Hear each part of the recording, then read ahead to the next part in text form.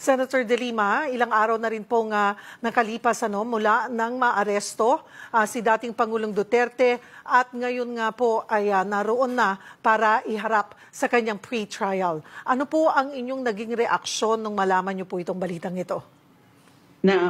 Yung naramdaman ko po ay great relief na ayan na, yung pinakahihintay ng mga pamilya ng mga biktima, libo-libo mga biktima, dumating na. Kasi lagi, maalala mo, Cherry, laging may mga, last year, na mga usap-usapan o kalain na ilalabas nga na nga daw yung warrant of arrest. As early, I think, as July, meron na ganong mga balita. And then, noong October, meron na naman. Nung patapos na yung taon, gano'n na naman, and even yung February. So yan, March 11, it did happen, finally. Kaya, syempre tuwang-tuwa. Pero nung una nga po, parang hindi ko talaga ma-describe yung real feeling ko. Kasi nga, okay, kahit inihintay po na namin yon, inaasahan na namin, ay hindi pa rin para akong naniwala na nangyayari na nga. Yan. Kasi that was such a historic moment, a milestone thing, a milestone development in our country. Ngayon pa lang nangyari yan na hinuli, inaresto yung isang dating Pangulo na who ruled with a fist, with an iron hand, with a fist, at siya. Senator De Lima, na-mute po, nawala po ang inyong audio. Hold on. Ngayon ang subject ng warrant of arrest at ng kasal ngayon sa ICC. Naputo lamang po kayo, Senator De Lima. You said na hindi nyo maintindihan yung inyong mararamdaman. Nung una natuwa, pero... Mixed feelings. Ayun, mixed feelings. Opo. Mixed feelings. Natuwa, syempre. Kasi ayan na, finally. Pero parang, nangyayari na ba? Yung parang ayaw pa rin maniwala. Nangyayari na ba ito? Tunay na ba nga ito? Kasi nga, yung historic moment talaga sa atin, sa Pilipinas, ngayon lang nangyari yan, milestone, breakthrough, never in Philippine history na merong ganyan, na dating Pangulo, na isang strong man who ruled with a iron fist, ay siya ngayon ang as tinutugis, siya ngayon ang inaresto, and before a foreign tribunal or an international tribunal at that. And then, pero hindi ko rin maalis, Cheryl, yung aking lungkot na, kasi naman, kung noon pa sana, ay gumalaw na yung mga authorities natin. And I'm referring, of course, sa past Duterte administration, although medyo malabo atang ganon ang mangyayari na gagalaw na kaagad yung mga relevant authorities. Pero nung umpisa rin ng administrasyon na ito, wala silang ginagawa until nga yung nagkaroon ng Quadcom. And itong mga pangyayaring ganyan, nagsimula yan nung na break na yung unity team, nasira na yung alliance nila, Marcos and Duterte. So, dapat noon pa, kasi nga, inano ko yan riniklamo ko yan, tinuligsa ko yan, kinondem ko yan, yung mga killings na yan, pero konti lang yung parang nakikinig sa akin. So, hindi na sana humantong sa ganito, na isang foreign or international tribunal pa ang magte-take ng initiative na imbestigahan. Tapos nangyari yung imbestigahan, few years din yon, and seryosong investigasyon, at ito nga ang kinahantungan na nag-issue na ng warrant of arrest yung pre-trial chamber. Ang ibig sabihin yan, kumbinsido yung 3 members of the pre-trial chamber na there are reasonable grounds to believe based on the submissions of the Office of the Prosecutor of the ICC na kailangan ipaharap na si dating Pangulong Duterte sa ICC. But then again, dito nga po ay magkakaroon siya ng pagkakataon na depensahan ang kanyang sarili. Ikinikilala dito yung kanyang karapatang pantao. So, pre-trial na po ni dating Pangulong Rodrigo Duterte sa ICC mamaya, Senator De Lima.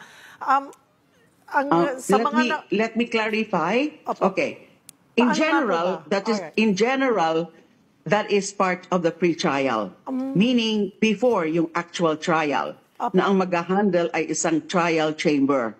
Ito ngayon is before the pre-trial chamber. Yung pinakauna, gagawin yan mamaya kasi we are ahead 6 or 7 hours sa time. No, we are ahead than The Hague.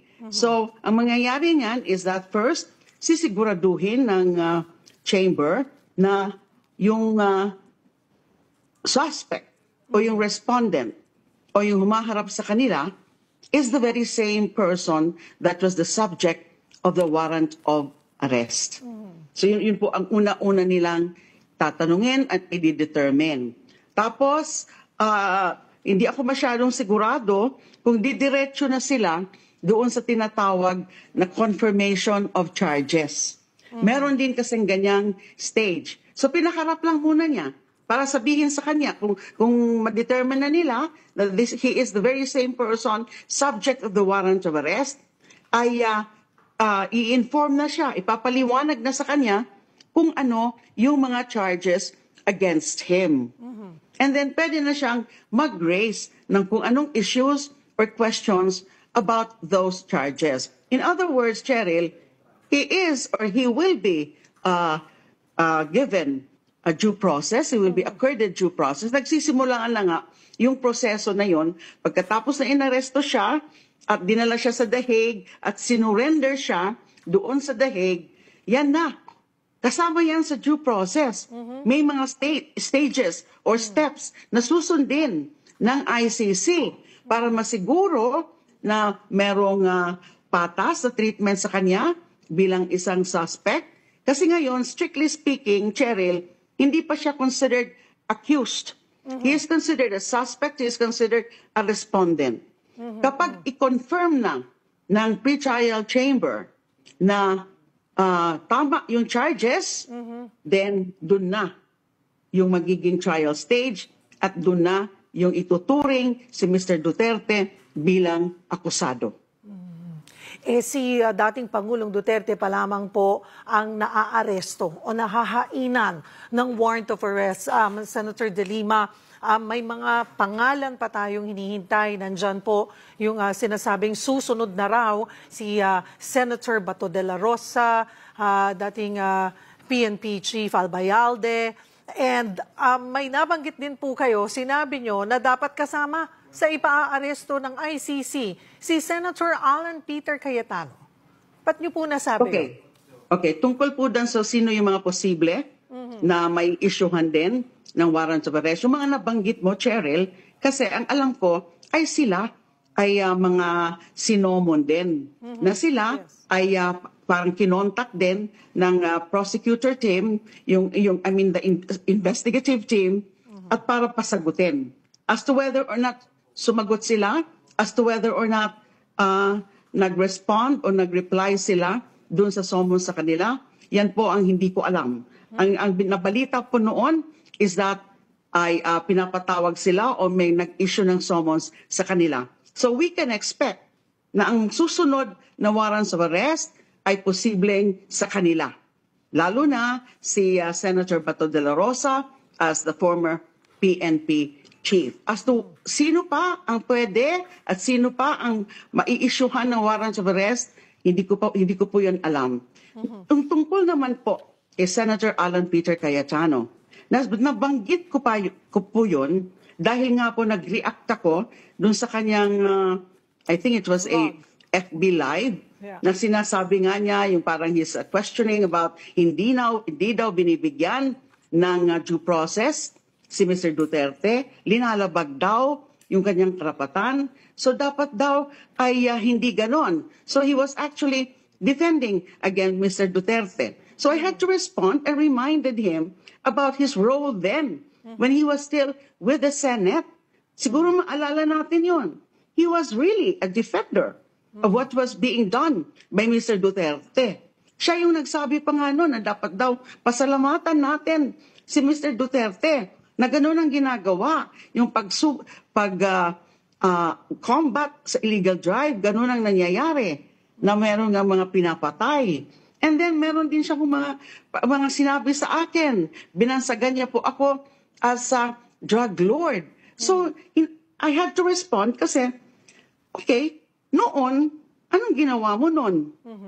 Na hindi ka umangal at dinipensahan mo pa yung kawalan ng due process at kawalan ng paggalang sa karapatang pantao ng mga pinatay nila. So I had to say that. And then, na ano naman sa statement ko, na kasi para sa akin, so kanyang naging role in this whole thing was an enabler. So an enabler is, complicit. Pag sinabi mong enabler, ang isang tao in the commission of a particular crime or crimes, that is practically saying that he is complicit. And that's why, kung complicit siya, dapat kasama rin siya.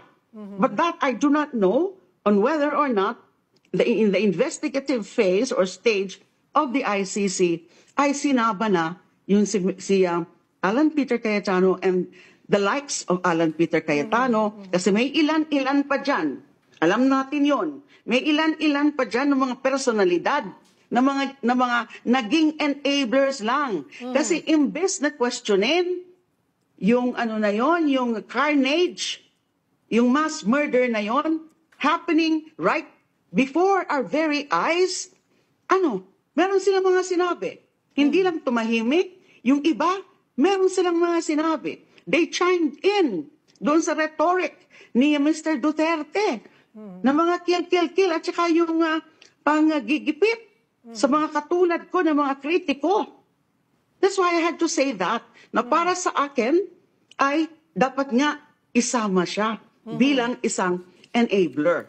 But that is not to say that I am dictating on the ICC. Kasi sila ang nakakaalam kung sino talaga ang dapat kakasuhan. Kasi ang alam ko dyan, Cheryl, is pinipili talaga ng ICC ng istrikto, binubusisi nila yung mga facts, yung mga evidence, kung sino ang pwede nilang kasuhan, at pipiliin nila kung sino talaga yung mga may malaking role dyan sa krimen na yan. We cannot expect ICC na magpa-file ng kaso at isasama yung mga middle level sa PNP, middle level officers, na sumunod din sa mga utos nila Bato, sa mga utos ng mga generals, at saka yung siyempre, yung mga nasa baba, yung mga gunmen, yung mga low-level perpetrators, yung mga members ng mga squad na pag hinuhuli o gustong ulihin,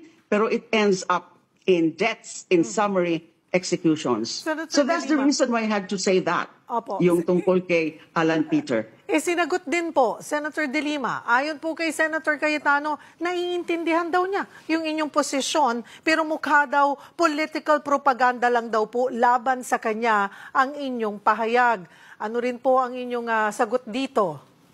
How can it be political propaganda? Kalaban ko ba siya sa eleksyon?